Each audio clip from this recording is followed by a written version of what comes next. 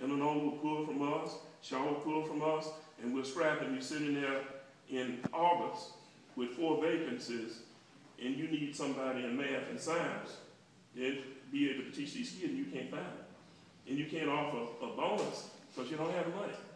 So I understand the logic for raising that, but I'm real concerned about kids having a 21 on ACT and having a 3-point grade average to get into an education program to become a teacher. But we need to do something about that as far as who becomes teachers instead of someone just entering the door and just say, well, I want to be a teacher. And you just go in there and then cripple some children.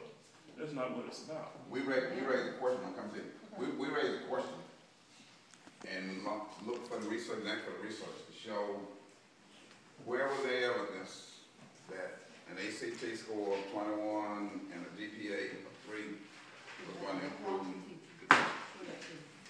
They really weren't able to show it except for one little study that was done in Alabama, and it had so few individuals involved in it, it really could not justify doing it. However,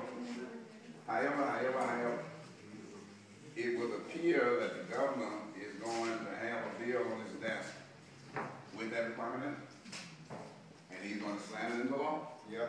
And if he signs it into law to address the superintendent's issue in question, means that we are going to have to move from just the emotional of talking about how bad it is to dealing with how we overcome it, right?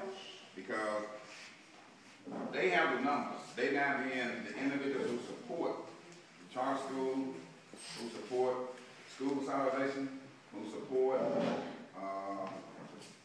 changing the requirement, the numbers are there. And they are going to become law. We took up a bill today, consolidating yesterday, Chippewa County and Westmont, and something else. We took up a bill a few weeks ago, getting rid of agricultural high school up at Coahoma and agricultural high school at Utica. So the numbers are there to do those things, and we can argue about them, vote against them, but they're going to become law because they had a majority vote to make it happen. Yeah.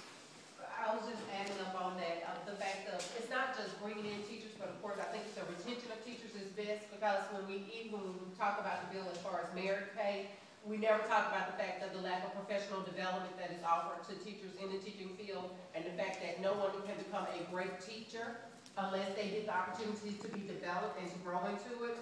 We have the only issue we have with Teach for America is the fact that we know that teachers are pretty much like cast iron skillets. The first year is okay, but by the time it gets seasoned, then the 5th and 6th year is a whole lot better. Yes. And that's the problem that takes place when you have an influx of coming in. You need the professional development and the time in order to develop and to be seasoned and to become skilled in your craft. I'm sure the first year that you were a senator you didn't do half the stuff that you're able to do now that you're seasoned in that position. And that's just the opportunity, that's the wealth that experience gives all of us into what we have. And that's my disappointment with the work of it. If we decide that we're just going to credit someone with more pay, instead of saying that I want to help to develop everybody, we're going to say that we're going to we're going to retain kids at 3rd grade if they can't read. But at the same sense, we need to make sure that we have equipped that child along the way to meet those deficiencies. But we're not doing the same thing for teachers. We are not putting things in place that where they can be professional developed in their deficiencies to make them to the point where they are on level so that they can be able to be the skilled teachers that we need in our neediest classes. There is a bill, and this city they're going to pass also, that deals with